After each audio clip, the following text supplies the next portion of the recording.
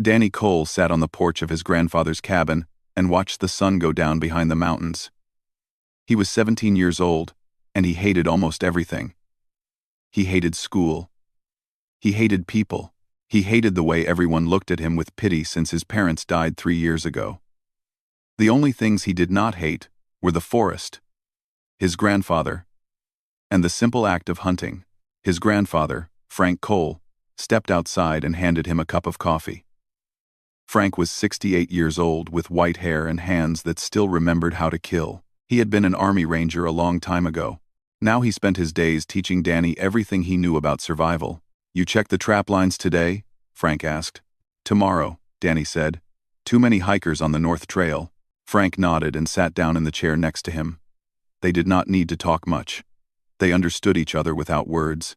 The television inside the cabin was on, playing the news. Danny ignored it. The news was always bad. Wars, politics, disasters. He did not care about any of it. But then the broadcast changed. Every channel switched to the same image. A massive ship hovering above New York City. The ship was black and covered with strange symbols. It was bigger than anything humans had ever built. "Frank," Danny said, "you need to see this." His grandfather came back outside and looked through the window at the screen. His face did not change. He had seen too many things in his life to be surprised by anything. A voice came from the ship. It spoke in perfect English, though it clearly was not human. "People of Earth. I am Commander Vex Torin of the Kalthari Empire. We come to your world for the Great Hunt. This is our sacred tradition. We travel the galaxy and hunt the most dangerous creatures on every planet. Your world has been selected. You should feel honored." Danny watched as the camera showed the alien commander. Vex Torin was 7 feet tall with scales like a lizard and eyes that glowed yellow. He looked like a predator. He looked like something that had never been afraid of anything in its entire life. "We do not wish to harm your civilization," Vex Torin continued. "We only wish to hunt. Our young warriors need to prove themselves. Your forests and mountains will serve as our hunting ground. Do not interfere, and we will leave when we are finished. Resist, and your planet will burn." The broadcast ended. The regular news returned, showing panic in the streets of every major city. Frank turned off the television. "Well," he said, "that's interesting." Danny shrugged. "Not our problem. We're in Montana. They'll probably hunt in Africa or something. Big game." But he was wrong. 3 days later, the Kalthari ship appeared over Cedar Falls. It was smaller than the one in New York, but it was still terrifying. It descended slowly and landed in the valley just north of town. The same valley where Danny had been hunting since he was 8 years old. The town went crazy. People packed their cars and fled. The sheriff tried to maintain order, but nobody listened. Within 24 hours, Cedar Falls was almost empty. Danny and Frank stayed. "We should go," Danny said, though he did not mean it. "This is our home," Frank replied. "I'm not running from some overgrown lizards." The military arrived the next day. Soldiers set up a perimeter around the valley, but they had orders not to engage. The government was still negotiating with the aliens. Nobody wanted to start a war they could not win. Danny watched all of this from the ridge above his grandfather's cabin. He watched the Kalthari ship. He watched the soldiers. He watched and waited. On the 5th day, he went to check his trap lines. The forest was quiet. Too quiet. The animals had sensed the danger and fled. Danny moved through the trees like a shadow, making no sound. His grandfather had taught him well. He could track a deer through a rainstorm. He could sit so still that birds would land on his shoulder. He found the first sign after an hour. Strange footprints in the mud. They were large, with 3 toes and deep claw marks. They were fresh. Danny followed them. He moved slowly, carefully. He kept the wind in his face so his scent would not carry. He stayed in the shadows and avoided open ground.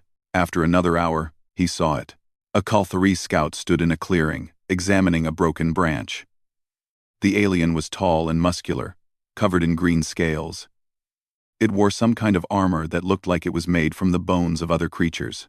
In its hands, it carried a weapon that Danny did not recognize. Danny did not run. He did not hide. He simply stopped moving and watched. The scout looked around. Its yellow eyes scanned the trees. It sniffed the air. Then it moved on, continuing its patrol. It never saw Danny standing 30 feet away. Danny watched the alien for another 2 hours. He learned how it moved. He saw that it looked up and down but rarely to the sides. He noticed that it relied heavily on its sense of smell and the device on its wrist. He saw that it was confident. Too confident. When the sun began to set, Danny made his way home. Frank was sitting on the porch, cleaning his old rifle. He looked up when Danny emerged from the tree line. "Saw one of them," Danny said. "And?" Danny sat down on the steps. "They think they're predators. They think they're the most dangerous things in these woods."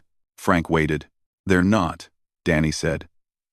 "They have technology and strength, but they don't understand this forest. They don't know how to read the land. They don't know how to really hunt." Frank smiled. It was a rare thing. That smile. "They picked the wrong forest, didn't they?" the old man said. Danny looked back at the trees. Somewhere out there, the Kalthari were making their camp. They were preparing to hunt bears and wolves and mountain lions. They did not consider humans worth their attention. That was their first mistake. "Yeah," Danny said. "They really did." He went inside and began sharpening his knife. Tomorrow, he would watch them again. He would learn their patterns and find their weaknesses. And when he knew enough, he would teach these aliens what it meant to hunt in his forest. The Kalthari had traveled across the galaxy looking for dangerous prey. They had no idea that the most dangerous predator on Earth was a grumpy 17-year-old boy who had nothing left to lose. Danny spent the next 2 days watching the Kalthari camp from a ridge, half a mile away. He brought binoculars and water and dried meat. He did not move for hours at a time. He just watched and learned. There were 12 Kalthari in total. Commander Vex Torin was the biggest and oldest. The others were younger. Maybe the alien version of teenagers. They were here to prove themselves. This was their test. Danny understood tests. He understood what it meant to prove yourself. The Kalthari woke up at sunrise. They ate some kind of gray paste from metal containers. They checked their weapons and armor. Then they went out in pairs to hunt. They were looking for big game. Bears. Mountain lions. Wolves. Danny heard them talking through some kind of translation device. They laughed about how easy this planet was. They called humans soft prey and walking meat. On the third day, Danny made his move. A young Kalthari named Sketh Vor went out alone. He wanted to prove that he was braver than the others. He wanted a trophy to show off. Danny had watched this one carefully. Sketh Vor was eager and proud and stupid. Danny followed him into the deep forest. Following a Kalthari was not easy. They were fast and had good senses. But Danny knew this forest like he knew his own hands. He knew every trail and every shortcut. He knew where the ground was soft and where it was hard. He stayed downwind and moved only when Sketh Vor was distracted. The alien hunted for 6 hours. Danny followed for 6 hours. He learned how Sketh Vor moved. He saw that the alien checked his wrist device too often. He saw that Sketh Vor looked straight ahead but rarely behind. He saw all the small mistakes that would get a hunter killed. Finally, Sketh Vor found his prey. A large deer stood in a clearing, eating grass. The alien raised his weapon and fired. The deer fell without a sound. Sketh Vor walked toward his kill with pride. He was already thinking about how the others would praise him. He reached the clearing and stopped. The deer was gone. Danny had circled around while Sketh Vor was aiming. He had grabbed the deer's body and dragged it into the brush. It took him less than 30 seconds. The alien never heard a thing. Sketh Vor stood in the empty clearing, confused. He looked at the blood on the ground. He looked at the drag marks. He activated his scanner and searched for heat signatures. Nothing. Danny watched from behind a fallen tree, 20 feet away. He had covered himself with mud and leaves. His heart rate was slow and steady. He was invisible. The alien growled in frustration and stomped back toward camp. Danny waited until SciFY was gone. Then he took the deer and brought it home. His grandfather would appreciate the fresh meat. That night, Danny began his real work. He waited until midnight, then moved toward the Kalthari camp. He did not enter. That would be stupid. Instead, he made small changes around the edges. He moved their trail markers. He took a container of food. He left footprints that led nowhere. When the sun came up, the Kalthari found their camp disturbed. They argued and blamed each other. SciFY told them about his missing kill, and they laughed at him. They said he was lying. They said he was weak. Danny watched from his ridge and smiled. It was not a happy smile. It was the smile of a hunter who had found interesting prey. The next day, Katie Chen came to the cabin. Katie was 16 and worked at the diner in town. She was the only person Danny's age who did not annoy him. She was quiet and smart and did not ask stupid questions. "The town is empty," she said. "Everyone left except Mr. Patterson and the Garcia family. And your crazy grandfather." "He's not crazy," Danny said. "He just doesn't run from things." Katie sat on the porch steps. "What are you doing out here? I saw you coming back from the forest at weird hours." Danny considered lying. But Katie was his only friend. She deserved the truth. "I'm watching them," he said. "The aliens." "Why?" "Because they think they're hunters. They think they're the best. But they make mistakes. Lots of mistakes." Katie stared at him. "Danny, they have ships and laser guns and technology we can't even understand. What are you going to do?" Danny picked up a small rock and rolled it between his fingers. "They came here to hunt. But they don't know what hunting really is. Hunting isn't about being stronger or faster. It's about patience. It's about knowing your prey better than it knows itself. That's insane. Maybe." He threw the rock into the trees. "But I'm going to show them what a real predator looks like." That night, SciFY went out again. He was angry and embarrassed. He wanted to prove himself. He told the others he would bring back the biggest trophy yet. Danny followed him. This time, Danny did not just watch. He had studied the alien for days. He knew every weakness. SciFY walked deep into the forest, past the point where the other Kalthari hunted. He was looking for something special, something dangerous. Danny gave him what he wanted. He made a sound like a wounded animal, just a soft cry, barely audible. SciFY heard it and changed direction. Danny led him deeper into the forest, toward a narrow canyon where the ground was loose and the shadows were thick. SciFY entered the canyon. Danny had prepared it the day before. A pit covered with branches and leaves waited at the far end. The alien took 3 steps and fell. The pit was deep but not deadly. Danny did not want to kill. Not yet. He wanted to send a message. SciFY roared and tried to climb out. Danny watched from above as the alien struggled. Then, he dropped a rock. It hit SciFY on the head, not hard enough to kill, but hard enough to knock him out. Danny climbed down into the pit. He took the alien's hunting knife. It was a beautiful weapon, curved and sharp, made from some kind of black metal. Then he climbed back out and disappeared into the night. When the Kalthari found SciFY the next morning, he was still in the pit. He was alive, but humiliated. His weapon was gone. His pride was destroyed. Commander Vex Torin stood at the edge of the pit and looked down at his fallen warrior. "What did this to you?" he demanded. SciFY could not answer. He did not know. He had seen nothing, heard nothing, just darkness and then pain. The commander looked at the forest around him. For the first time, there was doubt in his yellow eyes. Something was out there. Something was hunting his hunters, and Vex Torin had no idea what it was. Back at the cabin, Danny added SciFY's knife to his collection. His grandfather looked at the alien weapon and nodded with approval. "One down," Frank said. Danny looked out the window at the dark forest. 11 to go. The Kalthari stopped laughing after the third disappearance. SciFY had been a warning. Danny could have killed him, but he chose not to. He wanted them to know that something was out there. He wanted them to feel fear. But now the games were over. 2 days after Skethvor's humiliation, Danny found a pair of Kalthari hunters moving through his forest like they owned it. They walked side by side, weapons ready, scanning everything. They thought they were being careful. They were wrong. Danny had spent the previous night preparing.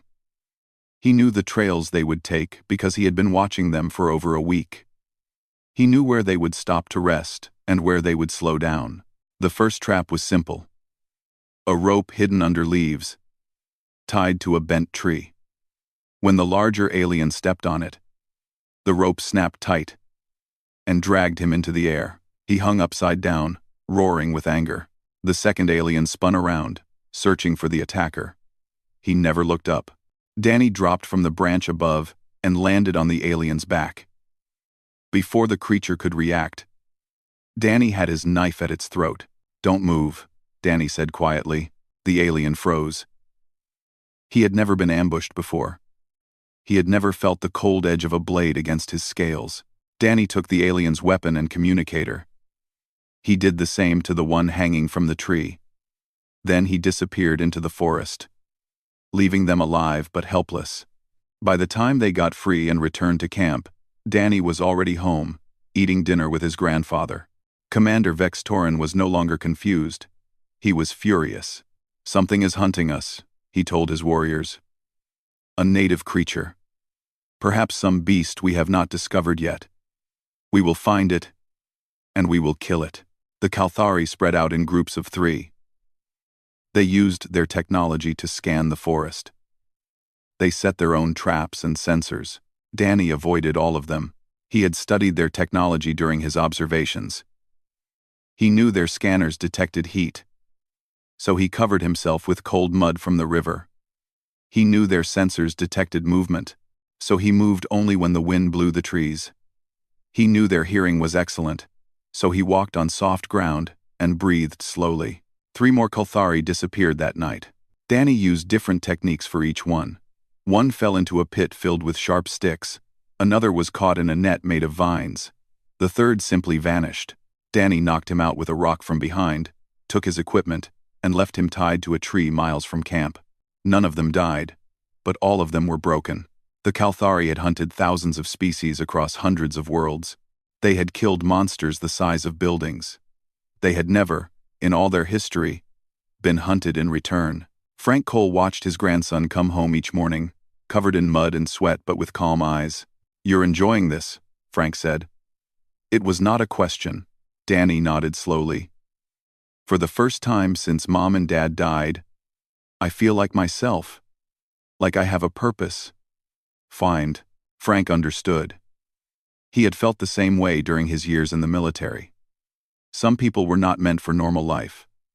Some people only felt alive when they were in danger.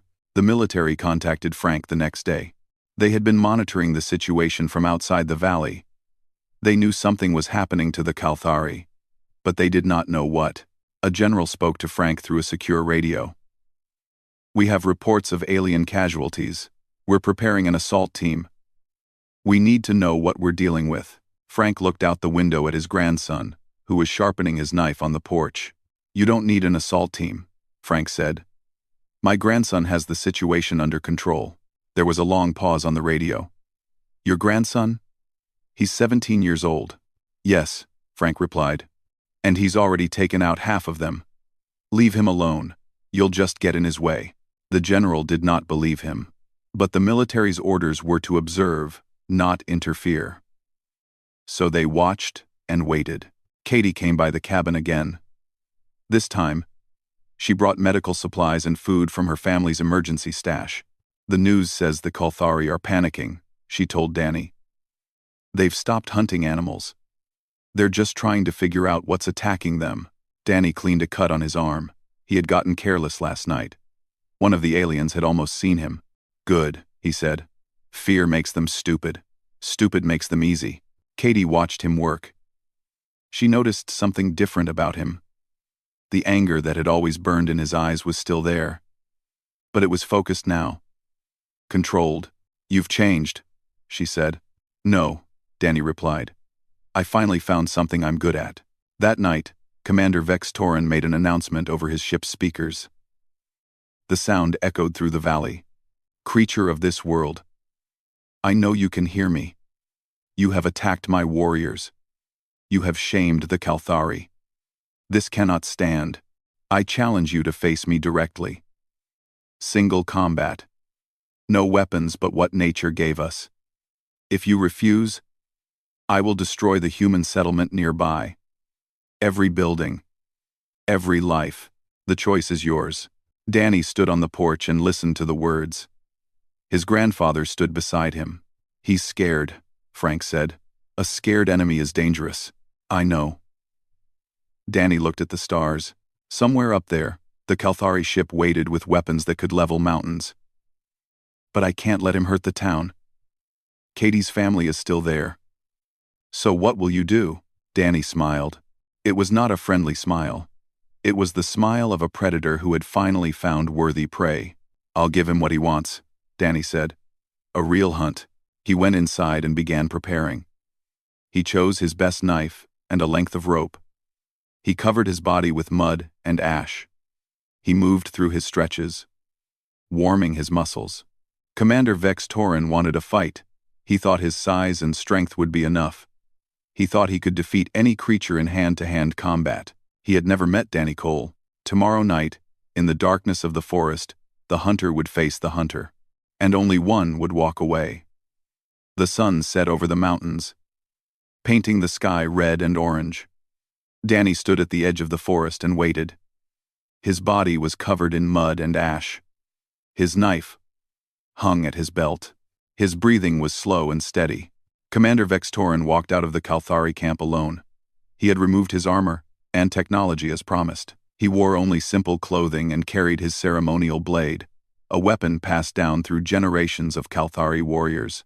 The two hunters faced each other across the clearing. Vex Torin was massive, 7 feet tall with thick scales and muscles that could crush stone. His yellow eyes glowed in the fading light. He had killed creatures 10 times his size. He had never lost a fight. Danny was 17 years old, 5'10", and weighed 150 pounds. He looked like a child compared to the alien commander. You are the one, Vex Torin said. His translator turned his growling voice into clear English. You are what has been hunting my warriors. Danny did not respond. He just stared at the alien with cold eyes. A human, Vex Torin continued. We dismissed your species as weak, soft, not worthy of the hunt. He tilted his head. We were wrong. Yes, Danny said. You were. Vex Torin smiled, showing rows of sharp teeth. I will enjoy killing you, young human. Your skull will hang in my trophy hall. Danny shrugged. Talk is cheap. Let's hunt. He turned and walked into the forest. After a moment, Vex Torin followed. The rules were simple. No technology. No outside help. The forest was their arena. They would hunt each other until one was defeated. Death or surrender. Danny moved through the trees like smoke. He made no sound. He left no trail. The darkness was his friend. He had hunted in these woods at night since he was 12 years old. Vex Torin was not so quiet. His large body crashed through branches. His feet snapped twigs. He relied on his superior senses to track his prey. For the first hour, Danny simply watched. He stayed high in the trees and observed the alien's movements. He learned how Vex Torin searched. He saw that the commander checked the ground but rarely looked up. He noticed that Vex Torin turned his head to the left when he heard a sound, exposing his right side. Small details. Tiny weaknesses. That was how Danny hunted. The moon rose over the mountains. Its pale light filtered through the leaves, creating shadows everywhere. Vex Torin stopped in a clearing and sniffed the air. I can smell you, human, he called out. Danny said nothing.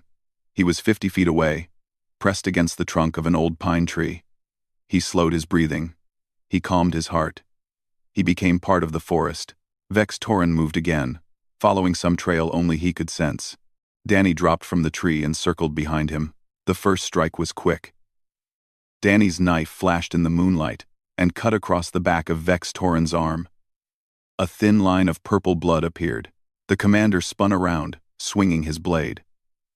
It cut through empty air. Danny was already gone. Vanished into the shadows. Vex Torin roared with anger. "Face me, coward! Fight like a warrior!" Danny's voice came from somewhere in the darkness. "This is how I fight. This is how humans hunt. We are patient. We are quiet. We wear our prey down, piece by piece." Another cut appeared on Vex Torin's leg. He had not even seen Danny move. The commander began to sweat. He had fought in dozens of battles. He had killed enemies on 100 worlds. But he had never faced anything like this. The human was everywhere and nowhere. A ghost in the trees. "Your ancestors were prey animals," Danny continued. His voice echoed through the forest. "Ours were predators. We hunted mammoths and saber-toothed tigers. We tracked them for days, waiting for the right moment. We didn't beat them with strength, we beat them with patience." Another cut. This one was deeper, on Vex Torin's shoulder. The commander stumbled. "You think you're the greatest hunters in the galaxy," Danny said. "But you've never hunted anything that could hunt you back." "Not really. Not like this." Vex Torin tried to focus. He closed his eyes and listened. He could hear the human's heartbeat. It was slow and calm. How could it be so calm? He lunged toward the sound. Danny was waiting. He had placed himself near a thick vine hanging from a tree. When Vex Torin charged, Danny grabbed the vine and swung up. The commander's blade cut through nothing but air. Danny landed on Vex Torin's back. His knife found the gap between the scales on the commander's neck. "Yield," Danny said. Vex Torin froze. He could feel the cold blade against his throat. One push and he would be dead. "You are just a child," Vex Torin whispered. "How is this possible?" "I had a good teacher," Danny replied. "And I've been hunting since before I could read. This forest is my home. Every tree, every rock, every shadow. You came here thinking you were the predator. You were wrong." Vex Torin's body trembled. It was not from pain or cold. It was from something he had never felt before. Fear. "Kill me then," the commander said. "End it. That is the Kalthari way." Danny was silent for a long moment. He could feel Vex Torin's pulse under his blade. One cut, and it would be over. The aliens would leave or attack, but either way, the hunt would be finished. But Danny did not kill. He removed the blade and stepped back. Vex Torin turned around slowly. His yellow eyes were wide with confusion. "Why?" he asked. "You have defeated me. By our laws, you have the right to take my life." Danny cleaned his knife on his shirt. "Killing you proves I'm a better hunter. Letting you live proves I'm better than you." He reached into his belt and pulled out the ceremonial blade he had taken from Sketh Vor. He tossed it at Vex Torin's feet. "Take that back to your warrior. Tell him he lost it to a human child. Tell all of them what happened here. Tell the whole galaxy." Vex Torin picked up the blade. His hands were shaking. "What are you?" he asked. Danny turned and walked toward the tree line. He stopped at the edge of the shadows and looked back. "I'm a hunter," he said. "The real kind." Then he disappeared into the darkness, leaving the commander of the Kalthari alone in the moonlight, bleeding and beaten and utterly confused. Commander Vex Torin walked back to his ship as the sun rose. His warriors saw him coming and rushed out to meet him. They stopped when they saw the cuts on his body. They stared at the purple blood that covered his scales. "Commander," one of them said, "what happened? Did you kill the creature?" Vex Torin walked past them without speaking. He entered the ship and went straight to the communication room. His hands still trembled as he activated the long-range transmitter. "This is Commander Vex Torin of the Kalthari hunting vessel. I am sending an emergency message to the Galactic Council. Priority 1. The other Kalthari gathered behind him, confused and afraid. They had never seen their commander like this. They had never seen him defeated. "I am officially requesting that Earth be classified as a forbidden world," Vex Torin continued. "The native species known as humans are not suitable prey. They are not prey at all. They are predators. The most dangerous kind. He paused and took a deep breath. We came here expecting to hunt simple creatures. Instead, we were hunted. A single human, a child by their standards, defeated our entire party. He used no technology, only knowledge of the land and patience we cannot match. I faced him in single combat and lost. He spared my life to send a message. Vex Torin uploaded the footage from the surviving helmet cameras. It showed Danny moving through the forest like a ghost. It showed the traps and ambushes. It showed the young human standing over the commander with a knife at his throat. Let this be a warning to all who watch. Earth is not a hunting ground. Earth is a warning. The humans have a saying, "Do not poke the bear." I understand it now. Leave these creatures alone. They are not worth the cost. He ended the transmission and stood in silence. The Kalthari left Earth that same day.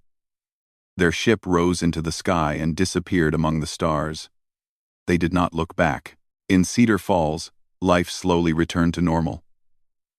The people who had fled came back to their homes. The military packed up their equipment and left. The news channels moved on to other stories. But the galaxy did not forget. Vex Torin's message spread across 1,000 worlds. Species that had never heard of Earth suddenly knew its name. They watched the footage of a human teenager defeating the greatest hunters in existence. They saw the calm eyes and steady hands. They saw a predator that did not need technology or strength to win. Earth became a legend, a world to avoid, a planet of monsters wearing soft skin. Danny did not care about any of this. He went back to his normal life. He checked his trap lines. He hunted deer and rabbits. He avoided people and ignored the news. Katie visited him a few days after the aliens left. "You're famous," she said. "The whole world is talking about the kid who beat the Kalthari." Danny shrugged. "I'm not a kid. You're 17. Old enough." He continued cleaning his rifle. "Besides, I didn't beat them. I just showed them they weren't as good as they thought." Katie sat on the porch steps and watched him work. The anger that had always burned in Danny's eyes was quieter now. Not gone, but controlled. He had found something to do with all that pain and rage. "Are you going to be okay?" she asked. Danny thought about the question. For 3 years, he had been drowning in grief and anger.